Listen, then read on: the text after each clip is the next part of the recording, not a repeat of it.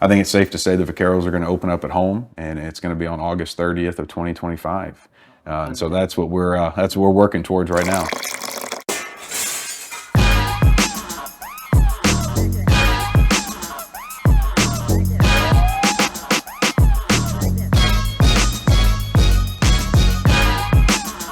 This is Rob Roselle, your host for Business on Tap.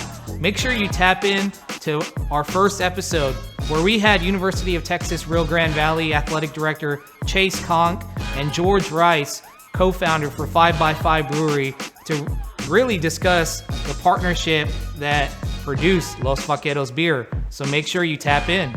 This is Rob Roselle. As your host this season, we got a number of topics coming up. We're going to talk about marketing, business, entrepreneurship, finance, leadership, whatever it takes to run your business. We got some great guests, great stories. So the idea really was, how can we tap into these local small business owners' minds, really learn about their challenges, their successes, over a few glasses of beer. I think it is vital and a key testament and huge economic impact for local small businesses to be successful. If you truly believe in the business community here in the Rio Grande Valley, we're looking for advertisers, supporters, to really build up the network of entrepreneurs, local businesses, and businesses throughout the Rio Grande Valley. So if that's something that you're interested in doing, tap into Business on Tap and tap into being a sponsor with us. With us today, we have University of Texas Rio Grande Valley, UTRGV Athletic Director Chase Conque. Thank you, Chase, for joining us today. Glad to be here, Rob. Also with us, we have George Rice, co-founder of 5x5 Brewery. Thank you, George. I always love hanging out with you, Rob, so this should be fun. Yeah, no, I definitely think, we're going to get in some good insight today. Learn a little bit about athletics, learn a little bit about the brewery business, maybe a little bit about both, and have some beers while we're at it. So I think certainly going to be very exciting. But I think we'll begin, Chase, with maybe kind of share with us in terms of your upbringing, and then in terms of your journey of getting here to the Rio Grande Valley, the RGV as we like to call it, as fast as you could. That's right. Yeah, as fast as I could. So, a coach's son. I grew up moving around quite a bit throughout my childhood. Originally from South Louisiana, but career-wise, moved here from the Rio Grande Valley from Little Rock. I served as athletic director there, about 4.5, 5 years, and just started year 5 here at UTRGV. Congratulations on year 5. I recall when I first met you. It's crazy how time flies. It does. August 1 of 2019 was the day I got offered the job. So here we are 4 years later and having a lot of fun. Let's transition over to George. Let's talk about your journey in terms of co-founding a brewery. Were you a beer enthusiast growing up? Actually wasn't a beer guy starting off. I was my wife talks so much trash about this to everyone she meets. I was actually like a mixed drink guy. I like the fruity drinks and like Zimas and stuff like that. Got into beer in the military, of course, being in upstate New York and being able to explore different beer varieties, especially with Canada right there. And they love their dark beers. And then having guys that were in Germany and across Europe and, got exposed to it. So when I did come back to Texas and I picked up a Bud Light or Miller Lite and drank it, spit it right out, like that tasted like water. And got into beer pretty quickly. Born and raised down here in Mission. Childhood all the way up. Played a little bit of college football and then dropped out for like an idiot for the military and came back, and with a bunch of veteran friends came up a really, really bad idea about opening up a brewery down here in the Rio Grande Valley. First, definitely want to thank you for serving our country.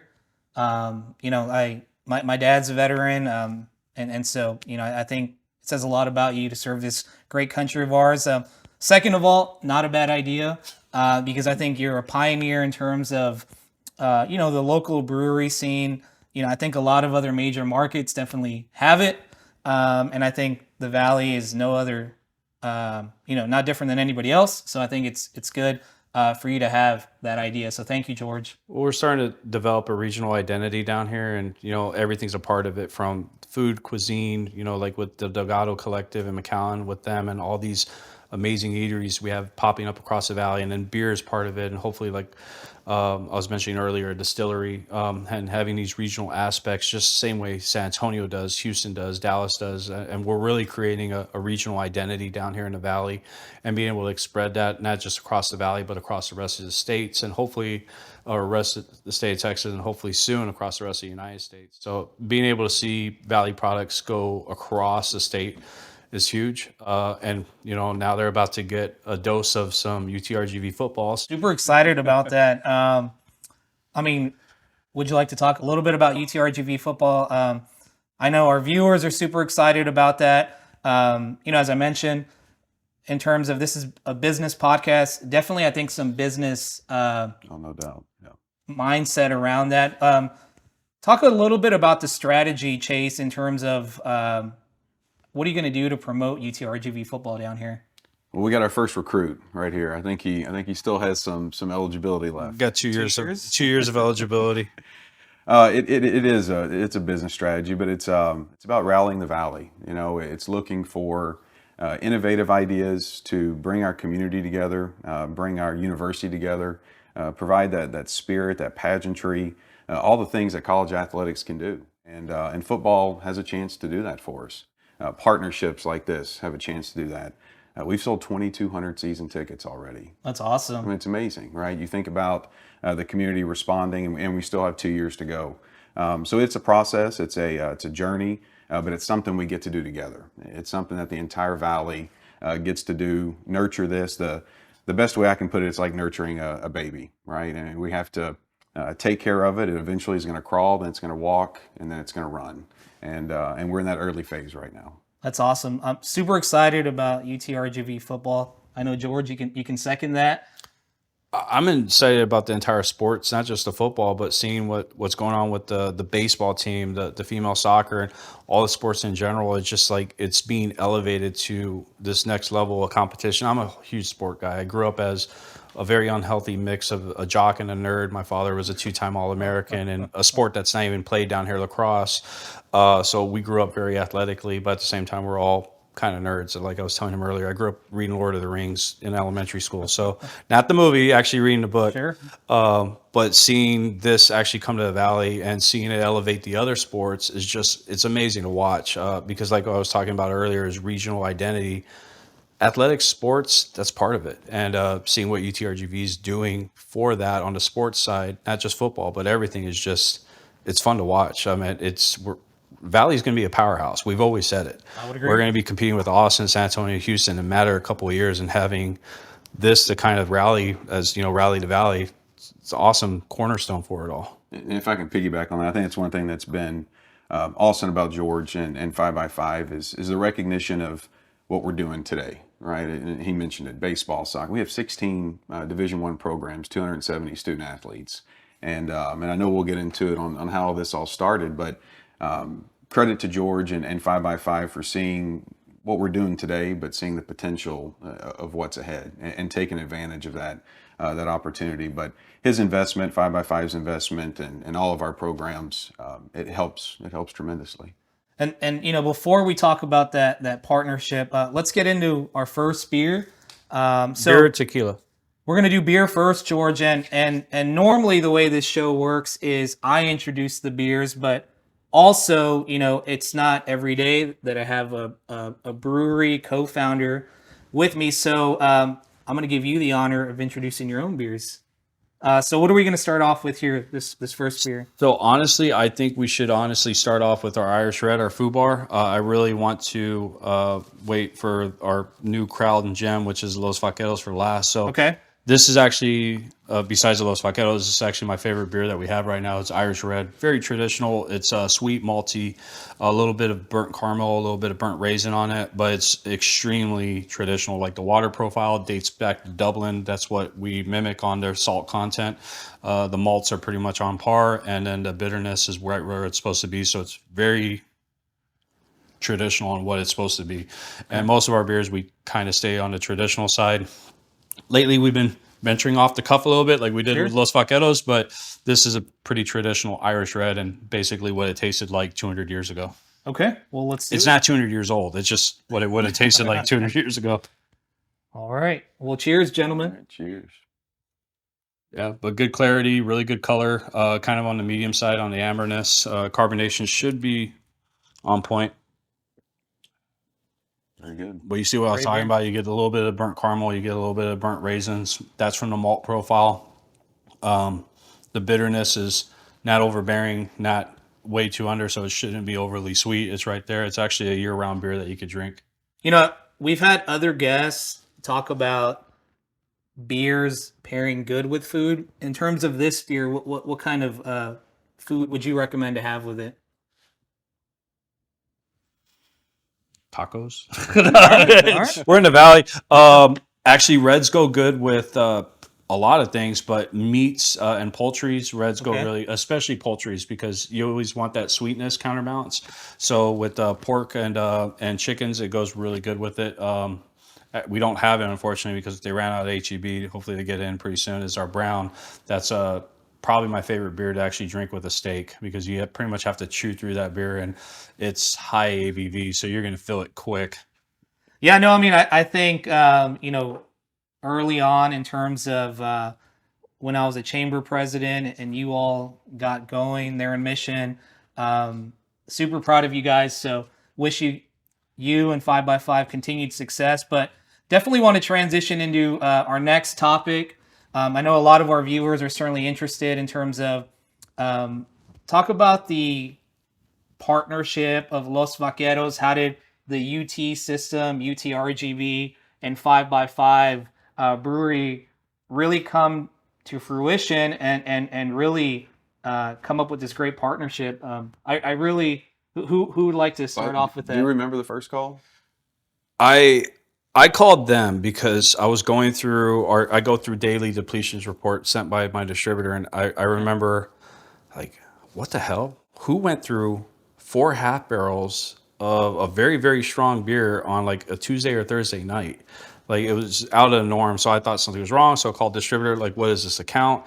It didn't say where it was. It was just an account number, and found out it was UTRGV baseball stadium for the UT game. And I was just like, oh man. So I called down, and I believe I talked to, was it you or Yeah, we connected, and I Yeah. actually had Seth on speaker, and I don't even think you realize that. I just wanted him to hear the full story, and we were fired up, and I think Senator Hinojosa has something to do with this, and even Veronica Gonzalez, who's our VP for Governmental Relations. Just the the power behind 5x5, right? And so getting that phone call, we were fired up about it, and you could tell in George's voice that really you called to say thank you, which is pretty kind. It was because we've been having an issue, and we've been fighting that issue down here pretty long. It's just like, hey, support local. Supporting Sure. local has a compounding effect. So I wanted to call the UT system directly, like, hey, this had a badass effect. I'm keeping my guys employed.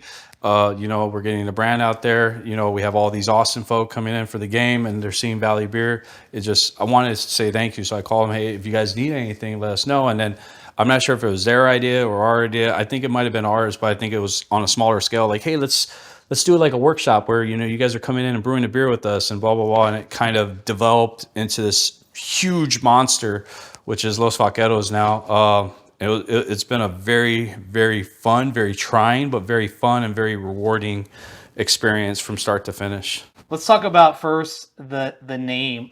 Did that just easily come into fruition, or were you all thinking of other names? We had a couple of We had a tweaks couple, to it, a couple of but- versions, but I think the name was one thing that we were really solid on at the start. I think there's a couple versions of it, but every aspect of the beer, from the beer, the quality, the clarity, the taste, the can, the label, the name, everything was calculated. Okay. We wanted a beer that represented the valley and represented, their ethos of rally to valley. So we're like, let's build something specifically for South Texas. And so that went to everything from the label to the design of it to, we had UTRGV, their media department helping us with the label design with our media department. So there's a lot of collaboration on it, from the taste of the beer to the quality to the name to the label design. Everything from start to finish was calculated. and I would say too, it was kind of a divide and conquer, right? I mean, we trusted them. We had some early discussions on everything that George just said, but we are the first UT system school to have our own beer. And that's a point of pride, but that also comes with a lot of work, right? I'm sure. And some persistency. I think that's a kind word to say. For about 12 months, is we had to be persistent.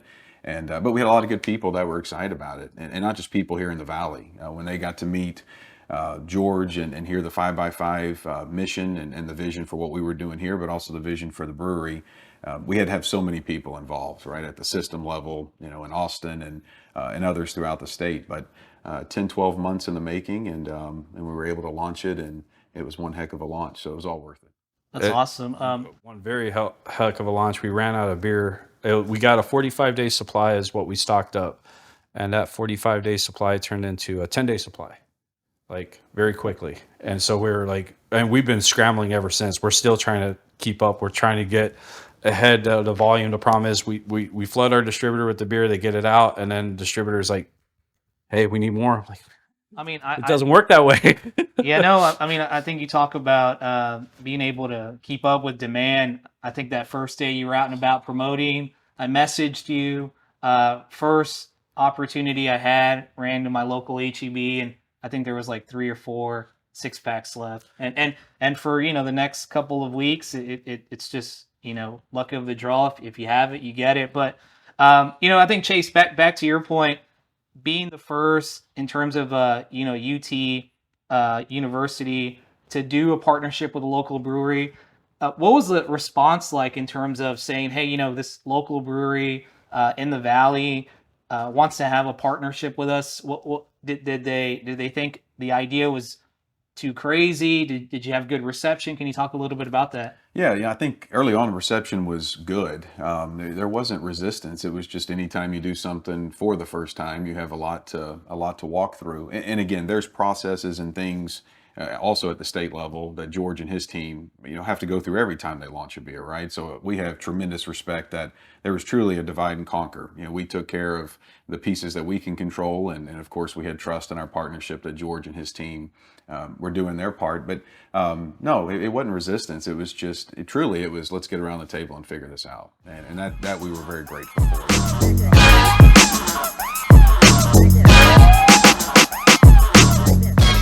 Nacho Pesina III, Ramon Ignacio Pesina III. A lot of people ask me where the nacho comes from. I'm a third generation real estate broker, born and bred here in the Rio Grande Valley.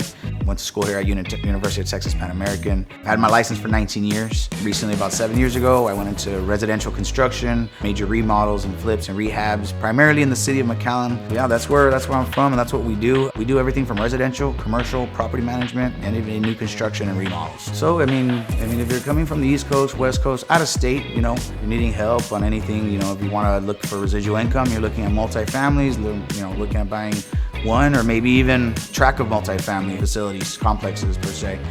I'm your guy. If the numbers work, I think the deal will work. And that's what it is. It's about creating a good formula for the investor and making sure that, both sides are happy. You can call me at 956-844-3870.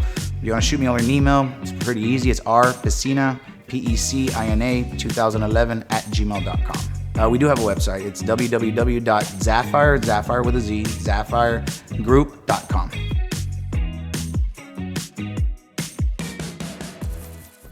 Business on Tap is also sponsored by Hidalgo Roofing and Remodeling, LLC. Are you dealing with insurance claim headaches? Or are you looking for a trusted partner in roofing or remodeling? Look no further. Richard, the owner of Hidalgo Roofing and Remodeling, LLC, has over 25 years of experience. They're your local experts in roofing or remodeling and dealing with insurance claims. Visit HidalgoRoofingRemodelingTX.com to learn more. At Hidalgo Roofing and Remodeling, they specialize in residential roof replacements, repairs, and home remodeling. From composition shingles to standing seam metal roofs, they deliver top-notch craftsmanship. But what truly sets them apart?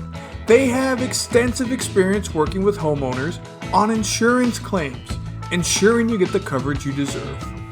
Choose Hidalgo Roofing and Remodeling for quality, expertise, and a commitment to excellence. Contact them today and let them transform your home.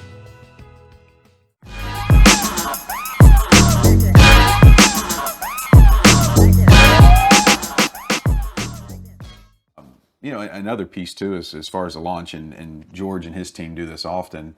We put out a press release about a month before the product was available in stores, and that was so smart, right? I mean, they were able to get a jump start on demand.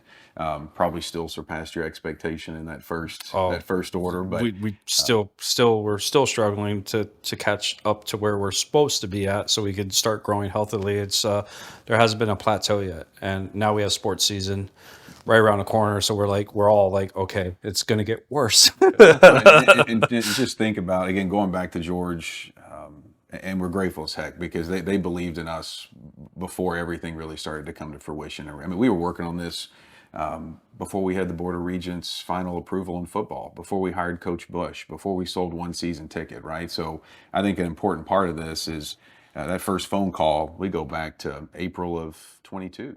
Yeah. Before any of the other stuff really came to fruition. And but as you talk about sports season, I mean, just fast forward to fall of 25. Okay, I mean, you think about the demand on Los Vaqueros and just the enthusiasm that's going to be there for football. We're just getting started. I think it's going to feed off into the other sports too, like the last baseball game of the season, of the regular season play that you had over here, that tailgate party, and then almost a maxed out stadium, the fireworks. It was amazing. Really, really good game. Unfortunately, we didn't get the win, but it was an amazing experience, and the boys They also played had their the number heart. 6 draft pick in the They in the did. draft They last were year. pretty So good. They're pretty good. They're a pretty good team. But it was fun just seeing the entire community come out, to support, all these, a lot of really good Valley players on the baseball team. And then, of course, with their success and then going to the conference after that, or the playoffs right after that, it was fun. And it was a pretty amazing tailgate. My feet were kind of sore at the end of the day. It was, and I think that's just a taste of what's to come, right? Sure. And I think that's where football is helping our current sports. We had over almost 100,000 people come through our gates this year between basketball, volleyball, and baseball. And broke an all-time record for baseball. And that particular night, I think it was just under 5,000 at the ballpark. And so to see that kind of crowd that late in the year, and to see the enthusiasm with the pregame and the tailgating and the launch of Los Vaqueros, it's a great indicator that the Valley's ready, and we're grateful for that because we can't do this alone, and neither can George. And as great as this partnership is, we need everybody really supporting local. And finally, we have a brewery here that's got great product, and finally we have a on the rise Division I athletics program that's going to have Division I college football. So it's a good time to be here in the RGV. Without further ado, let's try the Los Vaqueros beer. You want to go straight into that? Yeah, let's try it. Okay. So it's again, when their team and our team linked up, we wanted to do something that would represent the Valley. So we're like, a lot of our beers down here are Mexican culture and influence, which is influence off the German culture on the beer. Dos Equis, Vienna lagers, everything. That's all German influence from German immigrants back in the day coming over, bringing over the beer method. So we're like, okay, well, let's stick with German, but we need to do something light. So let's go with the Kolsch. We were thinking about doing a lager. We decided to do an ale because we could produce it faster and more efficient. And we thought the flavor profile was a little bit sweeter to go into the Valley. And so we wanted something clear, light, that everyone can drink. And we're like, okay, what do we tie into it that would really represent the Valley? And we're like, citrus. So we added citrus in there. We tried it with grapefruit at first, and we're like, nah. And so we messed around with lime, and then when we tried the blood orange, we're like, okay, that's it. That's what we're going to stick with. So, we had the citrus aspect to it. We had the cultural aspect to it with the German influence, with the Vienna malt, with the Kolsch, and then the lightness because of how damn hot it is down here. So we have to have a light beer. So all this, and it wasn't just our team. It was, we had multiple meetings with the UTRGV athletics department, and we all mapped it out together from start to finish. And that's how we got to this really sweet note to it. The good thing about this is that it's not just the labeling's great and the marketing's great on it. Sure. But we had people going back buying it again based off the flavor, and that's how we know it was a hit. It wasn't a one and done, which that's a huge thing in our industry. People do hardcore releases, but they're one and done, so that's it. No, it's continuous. Same people going back every other week. So instead of getting that Miller Lite or that pack of Dos Equis, now they're going and getting 1 or 2 6-packs of this every week. And that's where we're having a hard time keeping up now. I mean, definitely always in my beer fridge. So We well, appreciate cheers. that. We appreciate that.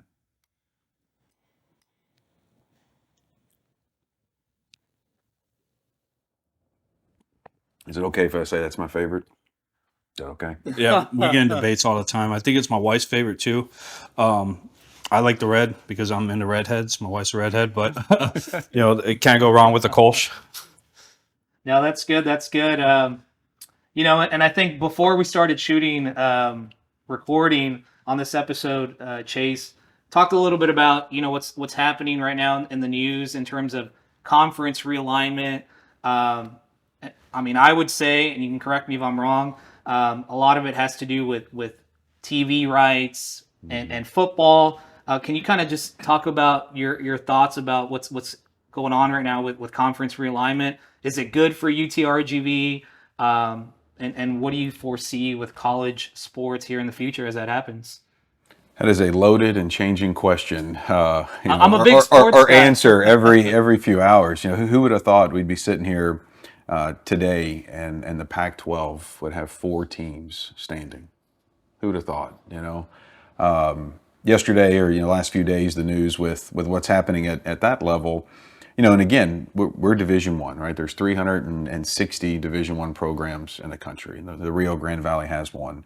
But certainly there's the Power 5 level, and there's a level that we're seeing a lot of that movement right now.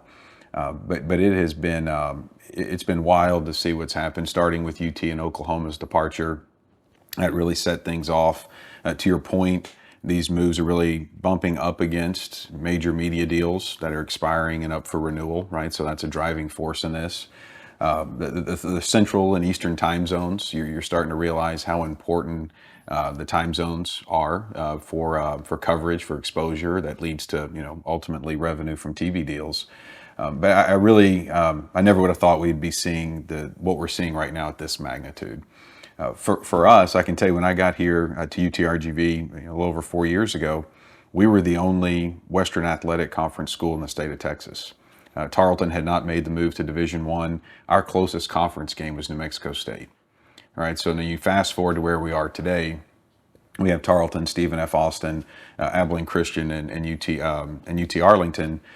So we have a great Texas presence, but we still have a great West Coast presence as well. On the football side, that's one piece that I look forward to really educating our fan base on is the creation of our new football conference, the United Athletic Conference. And so that's including us, 6 football playing schools in the Western Athletic Conference, combined with the 4 football playing schools from the Atlantic Sun. And so now our brand goes from Utah, here in Texas, Central Arkansas, North Alabama, Kentucky, and Tennessee. But as you see the movement to your question about how does it impact us, as you see the movement at those Power 5 levels, there's a trickle down that happens, and we see it time and time again. When we started our venture with football, Sam Houston State was in the Western Athletic Conference. And as soon as some of that realignment, started to shake out, they had an invitation to go FBS and join Conference USA. And so there's definitely things that you monitor and that you keep a close eye on, especially as spread out as our conference is, which you're seeing more. I mean, look at the Big Ten. They're going to be from east to west coast, truly coast to coast. And so our conference, while not that spread out, certainly has a lot of West Coast teams. So you keep your eye on everything, but we're in a great position. If you go back, like I said, 4 years ago and look at the league and look at where we are today, we've got a great brand of Division I ball really across all sports. Our basketball league this year finished 11th in the country. There's 31, 32 Division I conferences, and WAC basketball was 11th, behind ACC, Big 12, ACC, Pac-12. I was not aware of that. And, right, so the competitiveness, the teams that are coming through our venues, the field house, the baseball stadium, it's really good competition. The conference realignments, it's fascinating to watch. It's not sure it's always student athlete friendly first. That's one thing I think we've always got to make sure we're keeping in mind at UTRGV, that we want to be a part of leagues that have institutions with similar values, and getting on a bus or a plane and traveling some of those distances that some of these schools are signing up for. Not sure that's best for the student athlete, but those are their decisions. We'll control our own destiny, and really in a good spot right now with a great conference and also a great football league. And thank you for sharing that insight about the United Athletic Conference. I really wasn't too knowledgeable in terms of how that comprised of. So I'm aside from myself, I think our viewers are going to be Excited to be part of that. Talk about a little bit about where are we going to play? Do we have an opponent yet? How is the recruiting process going? Coaching staff. Well, I know, and we've talked about it on this podcast, that the community is eager to have Division I football here, and so just kind of share where we are at in terms of launching our football program right now. Yeah, and I'll give kind of the milestone moments. We wouldn't be sitting here talking about football if it wasn't for our students. And so that referendum that our Student Government Association led and back in fall of 2021, we really we owe it to our students, and I don't think we talk about it enough. So what we're doing now is really answering the call of that student body that voted that fall. And so you fast forward, we talked about the Regents' approval in the fall of 22, the hiring of Coach Bush, which has been a tremendous hire for us. He loves the Valley, he understands the Valley. His wife's from here in McAllen, his mom's from Mercedes.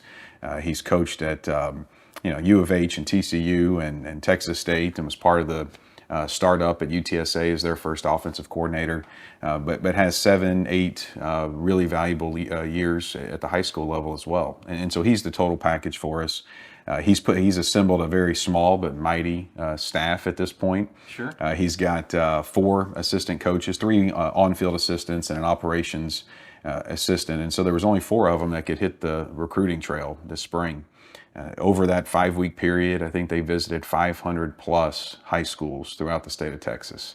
They started off here in the Valley. I believe we have 48 high schools here in the RGV. They hit every one of them in the first 4 days, made their way north, and then came back and finished here in the 956 as the recruiting period ended back in the spring. But they're getting after it. We ask a lot of them, not just in the recruiting side, but they also have to help us anticipate orders. And right now we have a couple of branded footballs and some really sharp-looking helmets, but that's about it, right? So we've got a whole lot to order, a whole lot to get in place. We have facilities to build. Right now we're in the midst of $85 million in facility investments for all of our athletic programs. The first 40 or so million is focused on our current sports. Some of those facilities are going to be completed later this calendar year. And then as you fast forward, we'll break ground on the Vaqueros Performance Center for football come November of this year. And that'll take not quite 2 years. We should be able to move in July of 25 before kickoff. And then in the middle of all that, we'll have 2 signing classes, one coming up in the spring, February 24. And then this time next year, we're going to have 100, maybe 80, let's call it 80 student athletes on campus for that practice year. And so while it seems so far away, it's hard for me to believe that we hired Coach Bush 8 months ago. That's flown by like that, right? And so it just shows you how quick things are going to come. Stadium-wise, that's one thing that we're still working through. I think the next couple of months are going to be very valuable to us on finalizing our plans. We are committed to playing 1 game a year in Brownsville. We're going to play at Sam Stadium there in Cameron County. And then we'll play our other home games here in the Upper Valley. We are working on our schedule right now. One thing that's going to be a challenge for us is, it's a good thing, but that first football season, we're going to play 8 United Athletic Conference games. So we already have 8 Division I games scheduled for us right off the bat. Okay. And so we'll add, it's a year at the Division I FCS level, you can play 12 games. And so we'll have 4 non-conference, 8 conference. And so we're working through that right now. I think it's safe to say the Vaqueros are going to open up at home, and it's going to be on August 30th of 2025.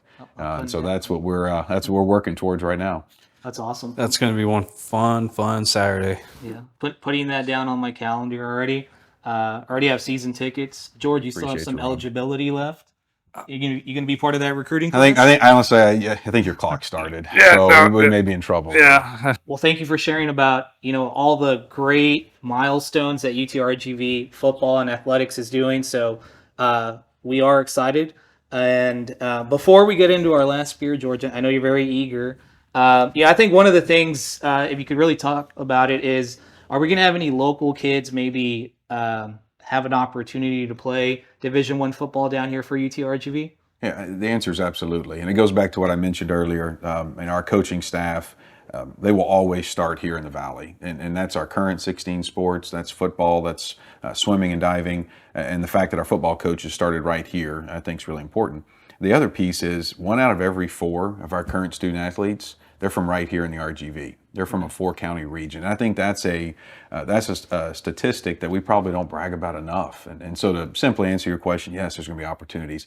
And I think having Division I football here in our community is only going to help elevate football throughout the valley. It's already strong, but it's only going to get better. I would agree. I've seen it firsthand. I got 2 kids that are in sports. I got a daughter that's in soccer. They're both at the junior high level, but we're already seeing the impact of the football program and UTRGV athletics as a whole, not just football, but soccer, everything having an impact at the ISD level. And I'm already seeing the impact it's having on my son and my daughter with the coaching staff. I mean, everyone knows like, hey, it's time to perform. And you already see the coaching staff coming down. I've seen the girls soccer coach, like, I think he's Scottish. He has a real thick accent. I can barely understand what he's saying. He loves beer though. I know he's drank a lot of my beer, but I've seen him at like 4 or 5 of the local girls sports competitions out, and he's there writing and, actively recruiting. I've seen the football coaches already out touching base with the different coaches out here. So I know on social media, you have a lot of, what are they called? Karens and Jakes. They're like, oh, no one from the Valley. Like, man, come on, give the Valley a little bit more credit. The Valley produces D1 caliber athletes. I've seen it. We have NFL football players that were born and raised in the Valley. You have Robert Garza, Jamar Taylor, a few dozen other. The Valley does produce D1 caliber athletes, and I'm pretty sure UTRGV is going to try to be capturing as many of them as possible. Yeah, no, I mean, I would absolutely agree. So I think we're excited about that. Thank you for clearing the air on some of that maybe we'll call it misinformation on social media. But let's get into this last beer. Okay, blonde ale, kind of like a Coors Banquet, a little bit of bitterness to it. Still sweet like most ales. It's a solid beer. It's our Moorfield Blonde. It's our 3rd top seller right now. Okay. Yep. And Vaqueros just passed it up about 2 months ago. It's Vaqueros is right behind Fubar and about to pass up Brown. So Vaqueros is going to be our top seller within the next 4 months. That's all. I know Chase is Cheers very to that. excited. Yeah, Cheers to cheers that. to that.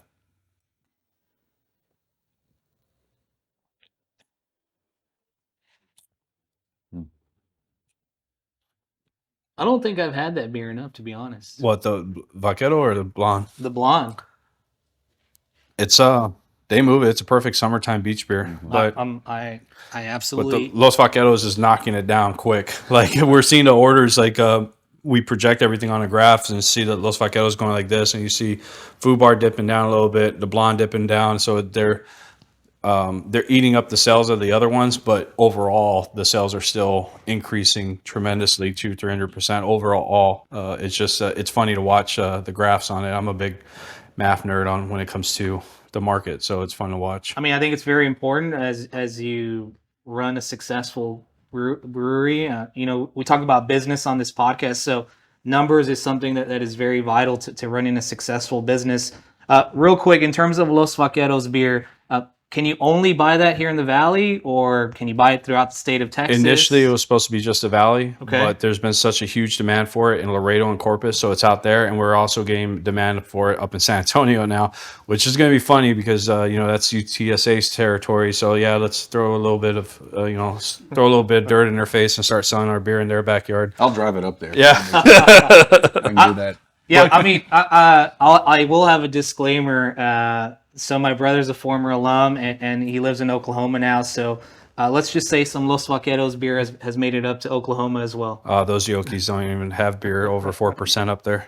So, all right. Well, I think, we've reached the portion of our podcast where we normally have a 4th beer, but I think we both tried to get a 4th 5x5 beer, and because that wasn't available, I think it's water, but I think it may be tequila. I don't think it's water. No, so it's tequila. So this is compliments of Ronnie, who lent us this house to shoot this podcast. So Thank you, Ronnie. Cheers, fellas. Cheers. Salud.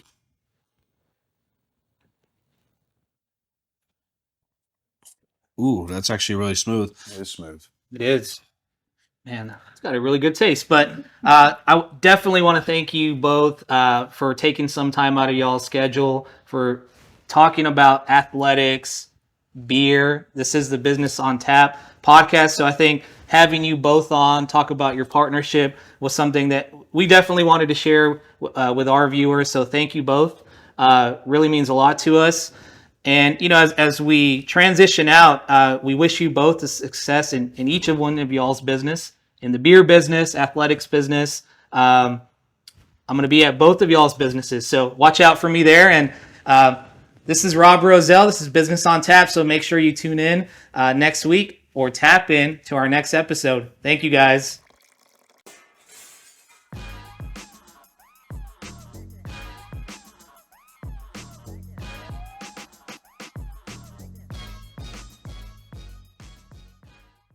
We've been coming to On the Grill for years, and it's always a filling and unforgettable dining experience.